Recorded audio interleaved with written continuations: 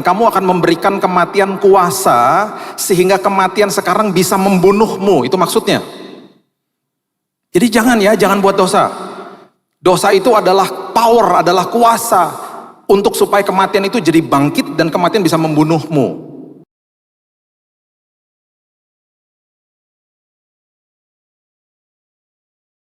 Bahkan masa depan yang penuh pengharapan. Terima kasih buat firman Tuhan, karena firman Tuhan selalu jadi panduan dan pedoman bagi langkah hidup kami. Kami sambut firman kebenaran, di dalam nama Tuhan Yesus kami berdoa dan mengucap syukur. Kita sama-sama katakan, amin, amin, amin, amin, amin. Silakan duduk. Shalom. Oke.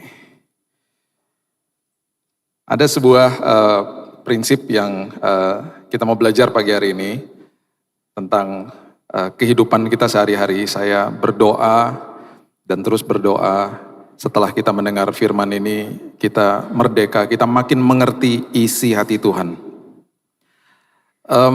Berat bagi orang seperti saya, yang selalu harus bertanya kepada Tuhan, Tuhan, isi hatimu untuk disampaikan kepada jemaatmu itu seperti apa? Karena ini bukan kata-kata dari saya, jadi saya harus bilang, Tuhan pimpin, Roh Kudus harus kasih tahu sama saya.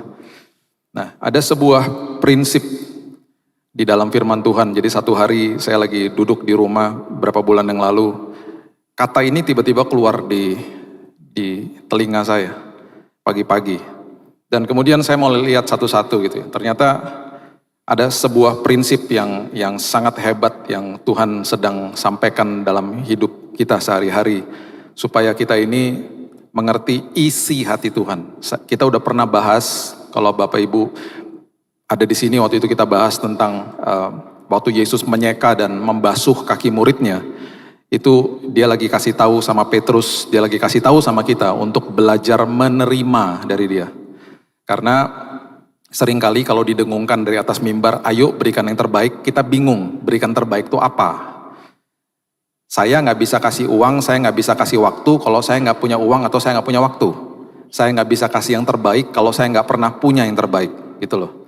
Jadi belajar menerima itu adalah satu faktor dari format ketaatan yang jarang dibahas. Dan kita selalu didengungkan, ayo beri gitu.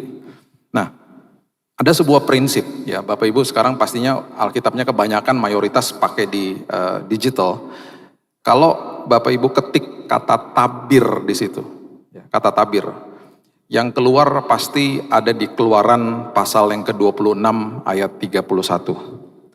Ya, dulu 25 tahun yang lalu ketika saya mulai pelayanan saya, masih bunyi kresek gitu, karena yang dibukakan Alkitab konvensional. Sekarang udah gak ada bunyinya. Agak susah dulu kalau mau cari kata-kata karena bentuknya buku memang. Sekarang agak lebih gampang karena kita bisa lihat kata ini ada di mana dan lain sebagainya. Kejelekannya adalah, ini saya mau curhat aja ya. Kejelekannya adalah kalau jemaat gak ngerti matiin HP atau silent HP. Biasanya yang terjadi paling banyak itu di kebaktian kaum ibu biasanya. Karena ibu-ibu itu agak-agak susah atau tidak ngerti untuk matiin atau silent HP. Jadi ini sempat terjadi berkali-kali ketika dalam proses khotbah seperti begini. Satu hari seorang ibu yang duduk di depan, ini semua kejadian duduk di depan, HP-nya nyala. Saya heran ya kenapa ibu-ibu kalau pasang ringtone tuh kerasnya minta ampun, kenapa ya? Betul ya? Jadi di dalam tas aja tuh kedengarannya keras banget. Waktu dikeluarin dari dalam tas makin keras kan. Jadi dia makin panik, dia keluarin dari dalam tas, dia makin panik, dia berusaha matikan, dia nggak bisa matikan, handphonenya kelempar ke belakang. Kena jidatnya nggak tahu siapa di belakang. Ini lagi tengah-tengah khotbah loh. Sekali lagi yang terjadi duduk di depan juga. Dia keluarin dari dalam tas, dia nggak bisa matiin. Ada 5 temannya ibu-ibu, ini semua kebaktian kaum ibu.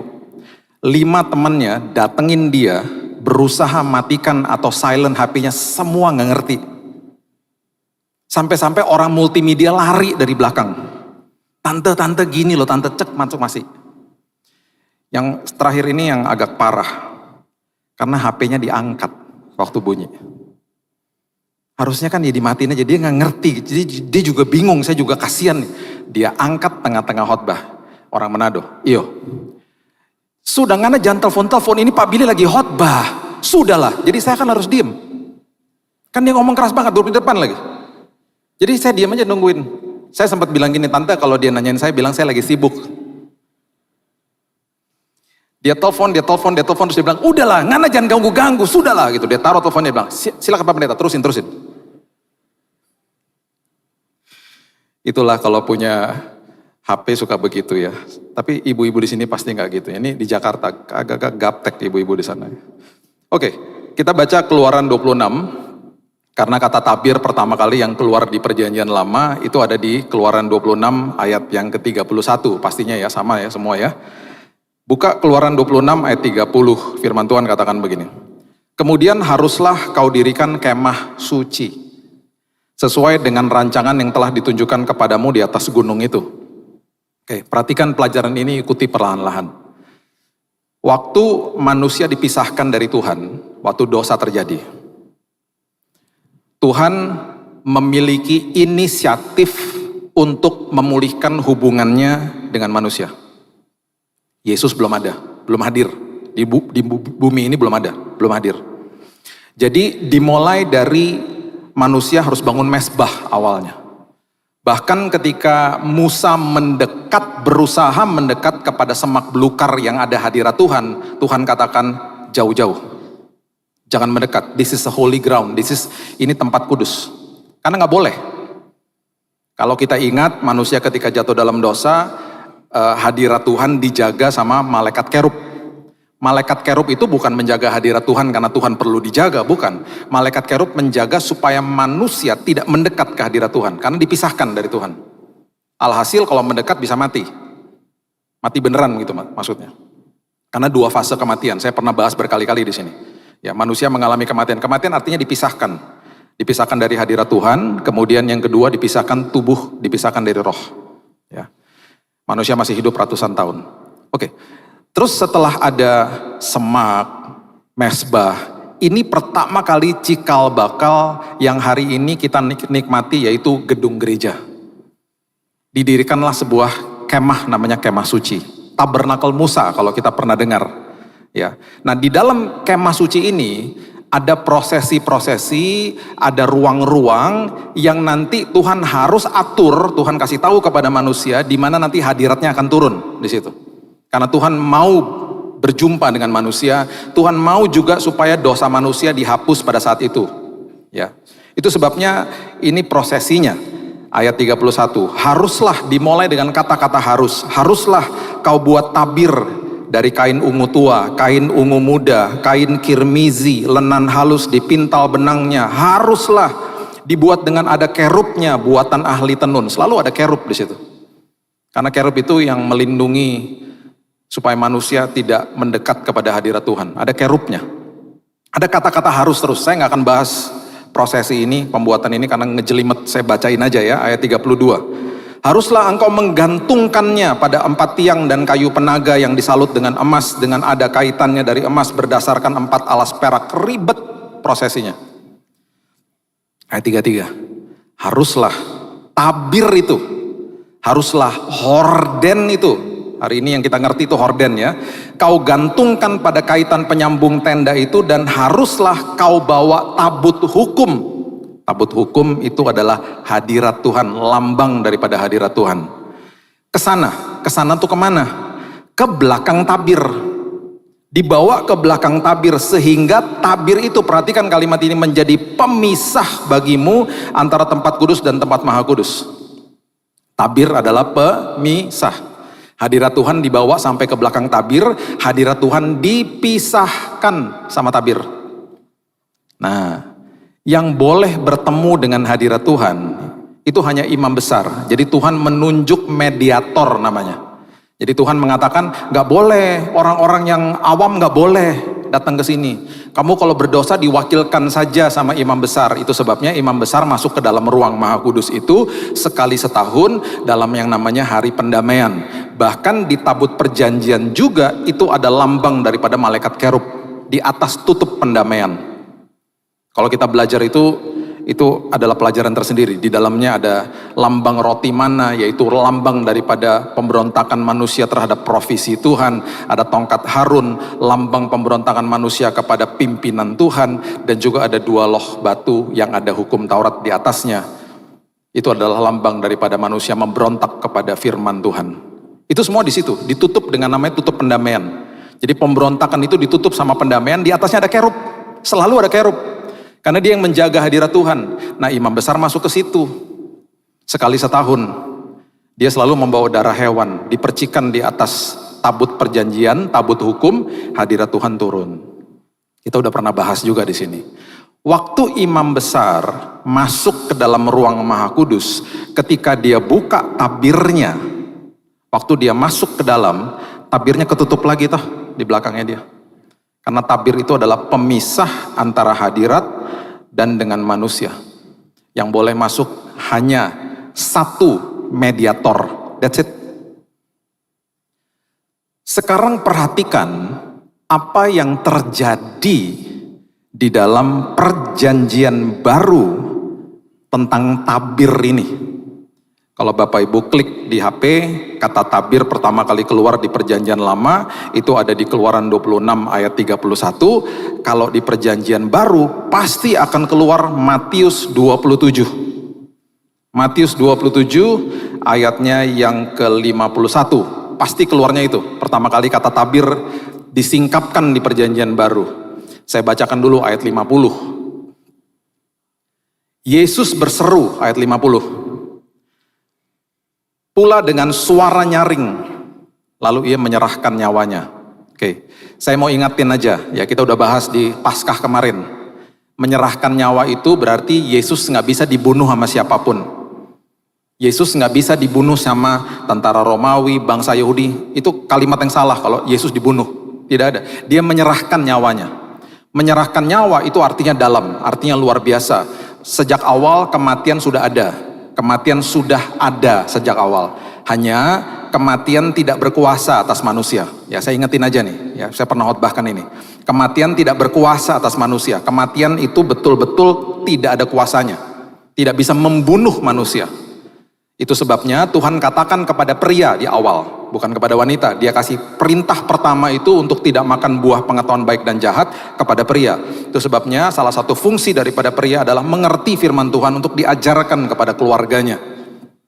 Karena pertama kali itu fungsi pria dikasih itu sama Tuhan.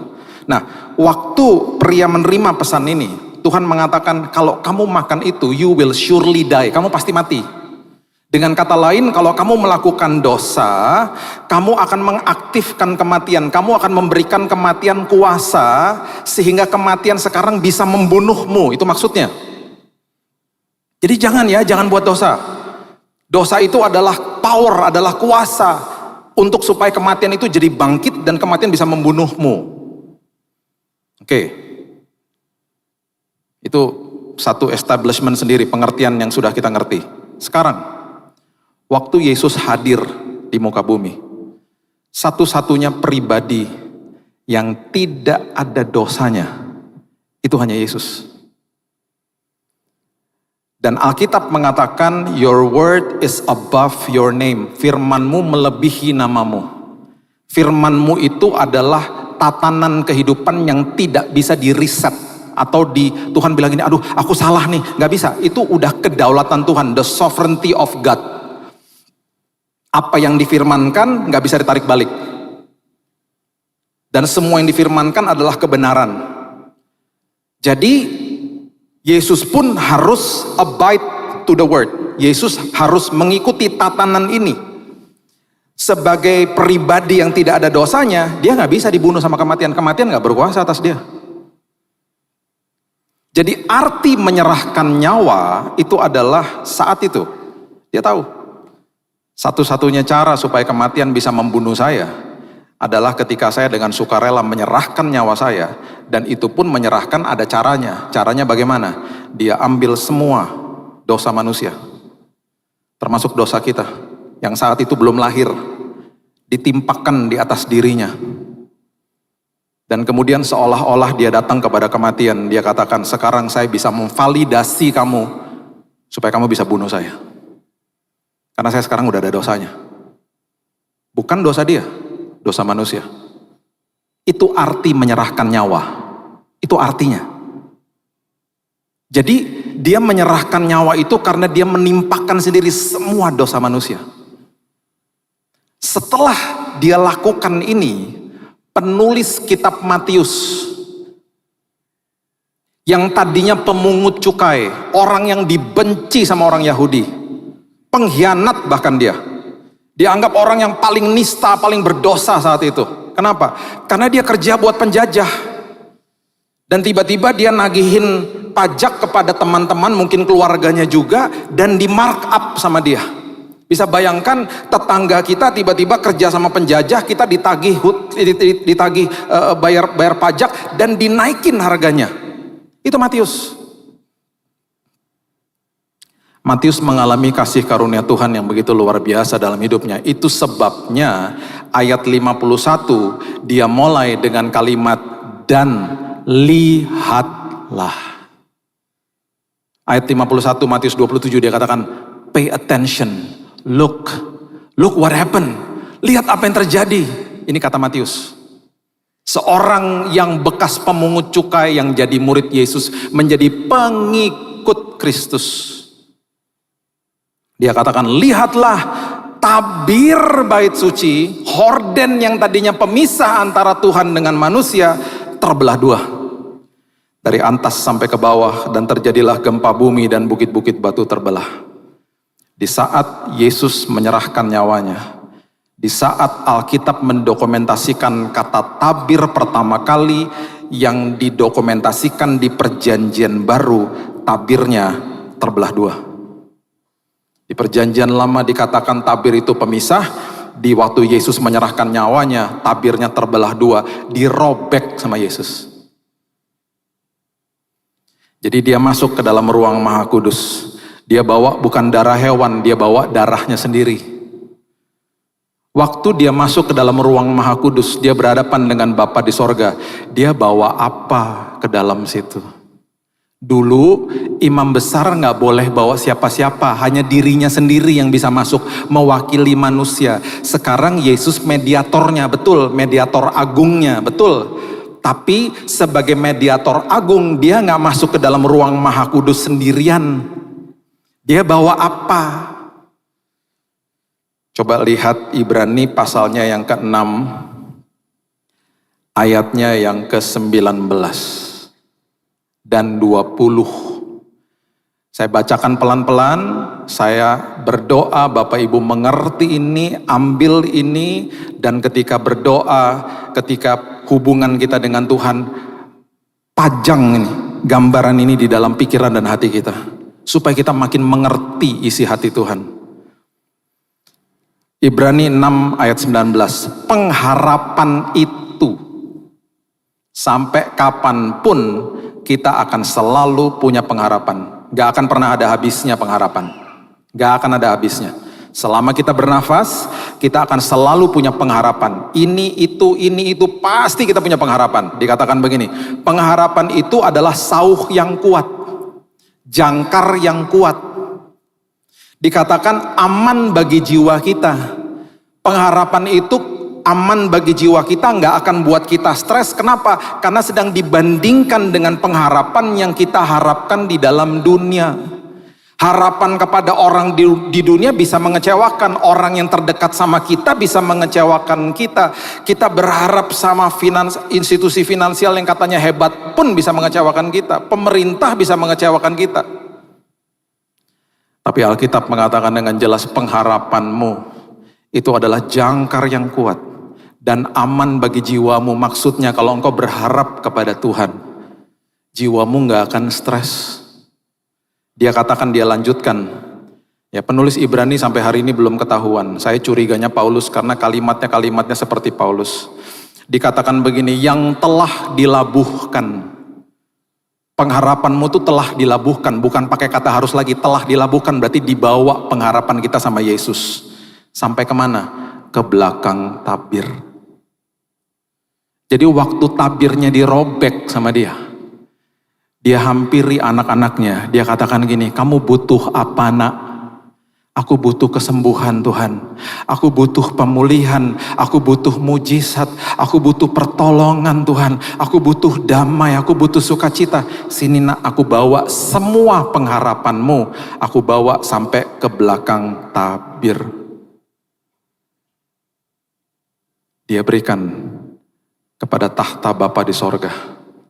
Bukan sekedar pengharapannya saja yang dibawa.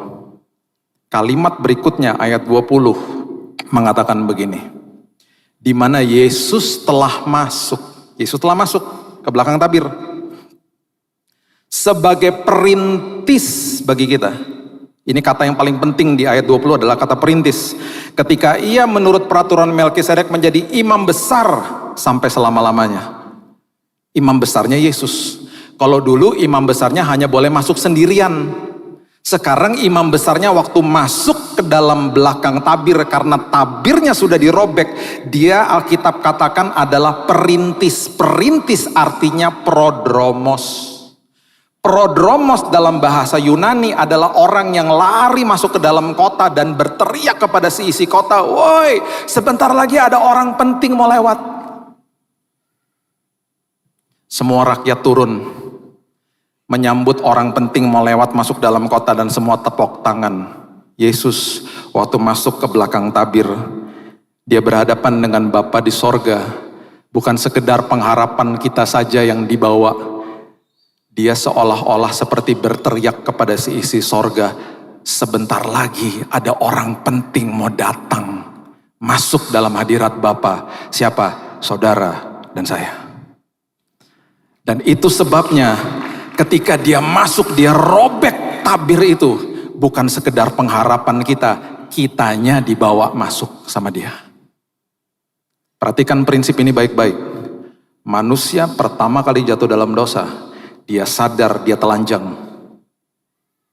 Waktu manusia telanjang, dia udah telanjang sebelumnya, tapi tiba-tiba jadi malu. Kenapa? Karena dosa toh. Yang pertama kali dilakukan adalah Tuhan menutup ketelanjangan manusia itu dengan kulit hewan. Darah itu lambang daripada darah, blood covenant.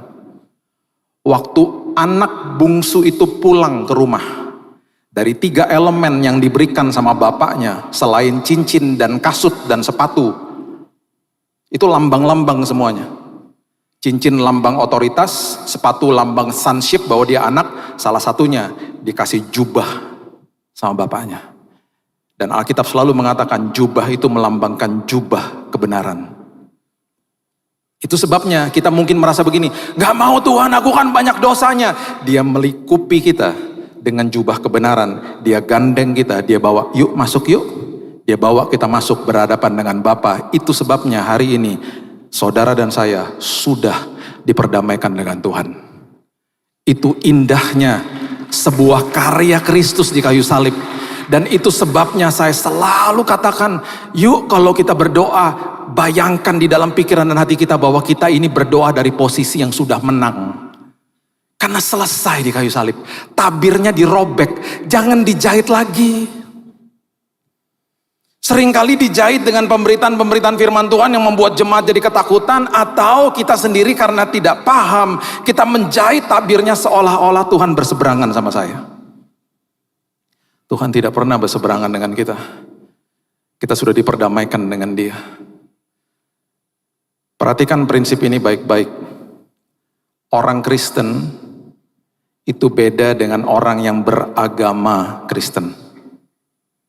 Orang Kristen artinya pengikut Yesus. Orang beragama Kristen berarti orang yang punya agama Kristen. Orang beragama Kristen belum tentu orang Kristen. Jadi hari ini yang Yesus sedang ajarkan kepada kita, satu-satunya Tuhan yang turun dari tahtanya dan bilang sama manusia, aku mau punya hubungan sama kamu, itu hanya Yesus. Itu sebabnya berkali-kali saya katakan hormati agama Kristen, sinode, denominasi, tata ibadah, hormati hamba Tuhan, jangan dikultuskan. Saya ini bukan mediator, saya penyampai kabar baik, that's it. Mediatornya Yesus. Itu sebabnya jangan dikit-dikit mengkultuskan hamba Tuhan. Mentang-mentang yang berdiri di depan sini kita pikir itu orang-orang yang paling dekat sama Tuhan. Enggak juga. Ada kemungkinan yang duduk di sana yang lebih dekat sama Tuhan. Yang di sini dosanya nggak ketahuan aja. Jangan kultuskan orang-orang. Mediatornya Yesus. Jadi jangan dikit-dikit, Pak doain Pak. Buat apa? Anak saya mau kuliah Pak. Pak doain Pak. Buat apa?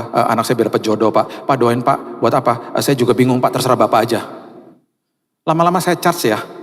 Udah kayak dukun tuh gak lama-lama. Kita nih kakak beradik di dalam keluarga besar Allah. Aktifkan imanmu. Semua punya kuasa di dalam kita yang sama. Bahkan Alkitab mengatakan kuasa roh yang membangkitkan Kristus dari kematian. Ada di setiap kita. Minta didoakan kalau lagi lemah segala macam gak apa-apa. Kita patut saling mendoakan kok. Tapi aktifkan imannya. Terus yang cukup menggelitik bagi saya adalah karena kita terjebak di dalam ranah agama. Karena agama itu kan diciptakan manusia untuk datang kepada Tuhan dengan upaya-upaya.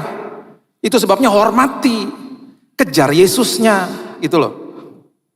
Itu sebabnya ketika orang terjebak di dalam tata ibadah, sama Yesus dilepehkan. Nih buktinya saya kasih lihat ya. Coba buka sama-sama saya di Matius pasalnya yang ke-15 ayat 21. Mulai dari ayat 21 coba lihat. Matius 15 ayat 21. Lalu Yesus pergi dari situ dan menyingkir ke daerah Tirus dan Sidon. Perhatikan ini. Maka datanglah seorang perempuan Kanaan dari daerah itu dan berseru, "Kasihanilah aku ya Tuhan, anak Daud." Dia sebut. Ingat ya, ini perempuan Kanaan. Bukan perempuan Yahudi. Dia katakan, "Ya Tuhan, anak Daud, karena anakku perempuan kerasukan setan dan sangat menderita." Dia minta didoakan. Datang kepada Tuhan, ini adalah contoh orang datang kepada Tuhan dengan tata ibadah, dengan upaya-upayanya dia. Orang Kanaan gak biasa sebut Yesus anak Daud. Itu sebutan orang-orang Yahudi. Dia mau meniru-niru. Oh rupanya kalau sama Tuhan itu harus pakai tata ibadah seperti begitu. Aku tiru deh, dia panggil anak Daud. Wanita Kanaan panggil anak Daud itu gak lazim. Perhatikan, dia katakan begini. Tetapi Yesus ayat 23 sama sekali tidak menjawabnya. Gak dijawab sama Yesus. Lalu murid-muridnya datang meminta kepadanya, "Suruhlah dia pergi." Ia mengikuti kita dengan berteriak-teriak, "Udah suruh pergi aja." Jawab Yesus, "Aku diutus." Ini ujian ya, ini ujian. Bukan Yesusnya jahat, enggak, ini ujian. Dia bilang begini sama wanita, "Aku diutus hanya kepada domba-domba yang hilang dari umat Israel." Dengan kata lain, aku hanya diutus buat umat Israel, bukan buat kamu. Ini ujian. Dia mau tahu ini wanita ngomong apa. Perempuan itu mendekat dan menyembah dia sambil berkata, "Hilang, anak Daudnya hilang." Dia bilang gini, "Tuhan, tolonglah aku Tuhan." Dia datang dengan relationship, dengan sebuah hubungan. "Tolong aku Tuhan." Yesus menjawab, "Tidak patut mengambil roti yang disediakan bagi anak-anak dan melemparnya kepada anjing." Maaf, orang Kanaan saat itu disebutnya anjing sama orang-orang Yahudi. Jadi dia pakai istilah itu. Nggak baik kan aku bawanya roti. Roti ini buat anak-anakku bangsa Israel. Nggak rempah-rempahnya nggak baik buat kamu, nggak boleh gitu. Istilahnya begitu. Kata perempuan itu, "Benar Tuhan. Namun anjing makan remah-remah yang jatuh dari meja tuannya. Sekecil apapun aku terima Tuhan. Aku tahu engkau punya mujizat yang luar biasa." Itu sebabnya Yesus menjawab ayat 28 dikatakan, "Hai ibu, besar imanmu. Maka jadilah kepadamu seperti yang kau kehendaki." Dan seketika itu juga anaknya sembuh. Itu sebabnya yang suka menggelitik saya itu begini. Kalau mau mulai ibadah, di hari Minggu atau di mana aja tempat-tempat ibadah yang kita datengin, persekutuan doa lah, hari Minggu, biasanya dimulai dengan kata-kata begini, "Tuhan, hari ini kami memberikan yang terbaik, kami memulai ibadah kami." Kita langsung kusuk, kita sakral, kita kemudian lakukan semua prosesnya dengan baik. Harusnya kalau kita paham tentang prinsip kebenaran, yang hari ini Yesus sudah katakan ada yang lebih besar daripada bait Allah di Matius yang ke-6. Kita yang sudah sadar bahwa gerejanya adalah saya, ini gedung gerejanya, berarti nanti doa berkat disampaikan, ibadah gak bisa stop. Ibadah jalan terus. Karena saya gerejanya toh. Jadi tempat di mana saya injakan kaki saya, ketika besok saya masuk ke tempat kantor saya berubah jadi tempat ibadah karena saya gerejanya. Harusnya kita mengeluarkan doa dari roh dan jiwa kita ketika buka pintu kantor. Tuhan, aku memulai ibadahku di gedung kantorku hari ini. Aku mau memberikan yang terbaik karena saya gerejanya. Jadi kita doa itu bukan dilakukan hanya di dalam gedung gereja saja. Masuk ke dalam rumah. Tuhan, aku memulai ibadahku di rumah. Karena aku gerejanya. Aku mau jadi orang yang tepat. Aku mau memberikan yang terbaik bagi keluargaku. Akhirnya prinsip garam dilakukan. Kalau enggak. Kita selalu berpikir ibadah sudah selesai. Ibadah jalan terus. Ibadah selesai di dalam gedung gereja. Ibadah berlanjut dimanapun saya pergi. Itu maksudnya. Ketika itu yang kita lakukan, kita bisa berikan yang terbaik di dalam hidup kita. Hari lepas hari. Karena menerima yang terbaik, menerima kebenaran akhirnya. Jadi dampak akhirnya. Gak jadi orang yang jagoan kandang. Karena mengerti tentang ini. Saya akan tutup dengan prinsip ini ya. Ini karena banyak sekali peraturan-peraturan. Ada 600 lebih peraturan. Akhirnya di Matius 11 ayat 28 sampai 30 ini yang Yesus utarakan dan dia mulai katakan begini. Matius 11 ayat 28 dia katakan begini, marilah kepadaku semua yang letih lesu. Ini konteksnya adalah orang-orang yang biasanya ikut Tuhan itu pakai formula, bingung ikut Tuhan gimana saya harus ngapain ya. Nggak ngerti Yesus itu bawa hubungan buat dia.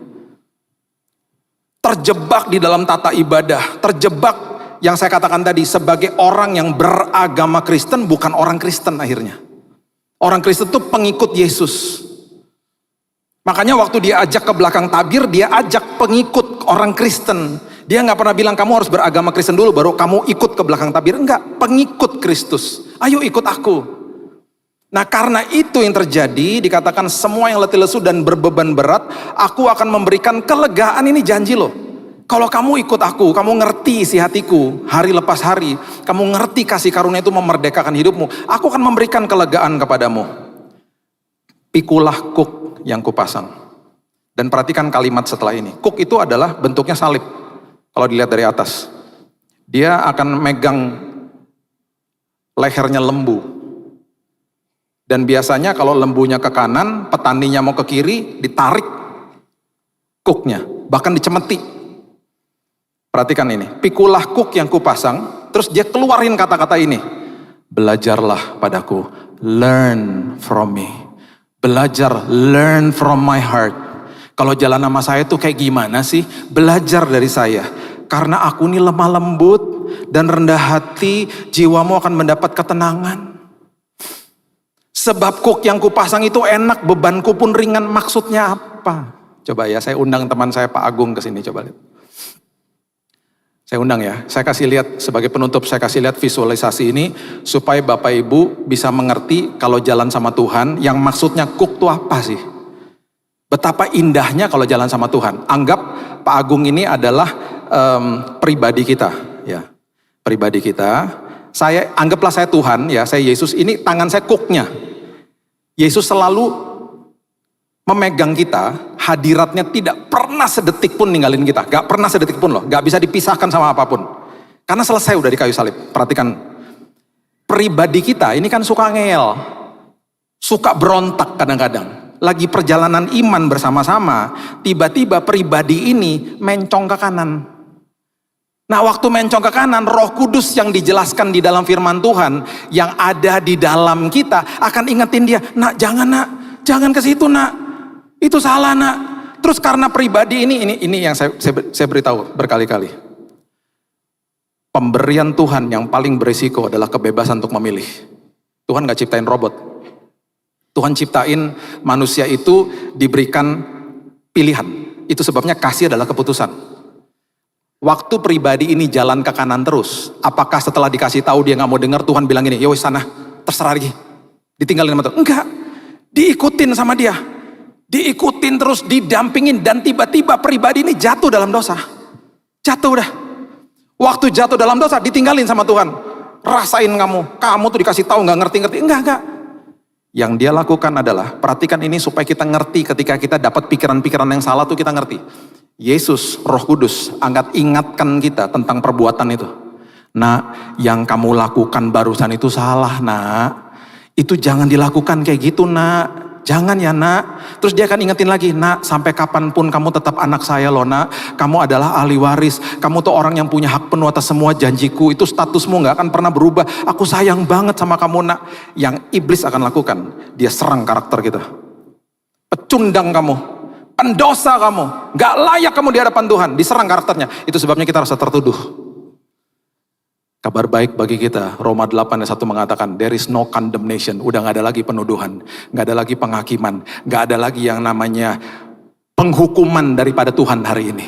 Kenapa? Selesai di kayu salib. Jadi kalau sampai ada suara-suara seperti itu bukan dari Tuhan. Kalau besok, minggu depan, bulan depan, tahun depan kita masih diingetin sama dosa itu bukan suara Tuhan, itu suara iblis. Sekarang perhatikan prinsip ini. Waktu dia lagi mencong ke kanan, apakah seperti petani itu ditarik-tarik begini sama Tuhan? Tidak. Tidak.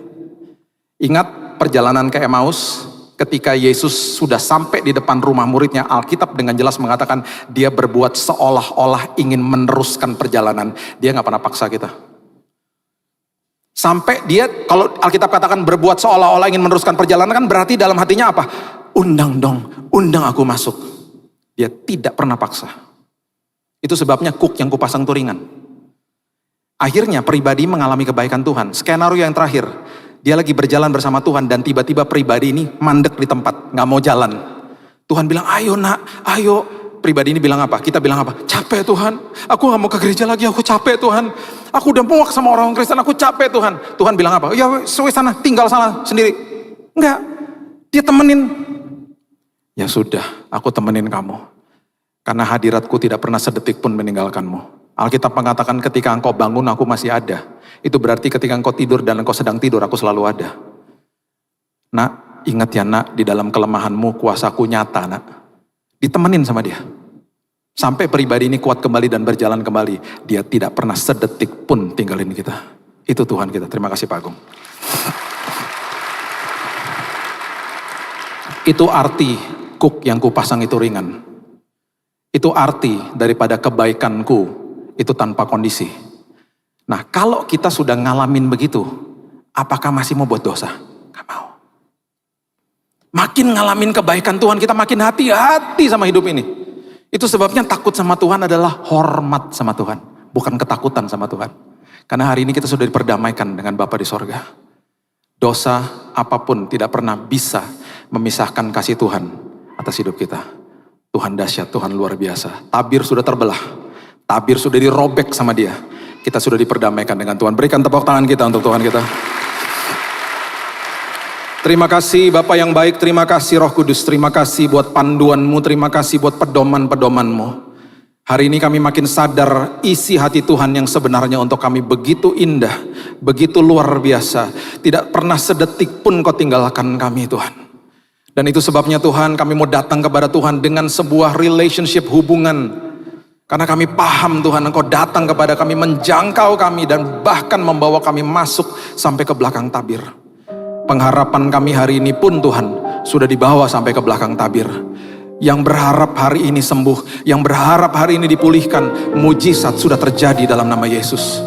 Kami datang bukan dengan tata ibadah, kami datang berseru, ya Tuhan, ya Aba. Engkau indah dan baik bagi kami. Terima kasih ya Tuhan. Engkau akan dapati iman-iman yang luar biasa di tempat ini. Karena tabir sudah terbelah. Kami datang kepada Tuhan. Kami sudah diperdamaikan dengan Tuhan. Terima kasih Tuhan. Meteraikan firman ini. Karena kami juga adalah manusia-manusia yang juga sudah dimeteraikan oleh Roh Kudus.